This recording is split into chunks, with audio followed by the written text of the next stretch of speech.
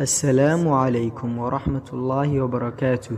سودا هذا صاحب قيمة بدن كحرا كنالك ابن أبو بكر وحاتهين دتك كل سنة هاي كنالك ابن أبو بكر ما أنت يوم قال حيس له دمع بدن قفكي بدن دمعيا دمان يوايا رجو نقو قف مركي دتكو أركان أي دهان adduunka wali khayr kama dhamaan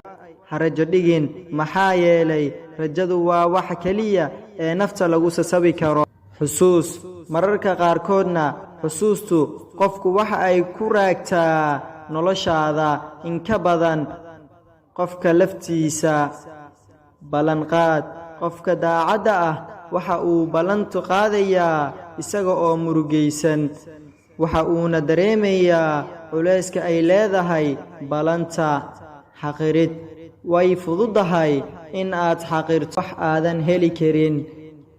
khaa'inku waxa uu balan qaadaa asaga oo faraxsan waxa uuna naftiisu ka dhaadhicinayaa ama u sheegayaa in ay hirgashay khayaanadii oo maanta la imaaday ixtiraam in aad shakhsiyadaada ixtiraamto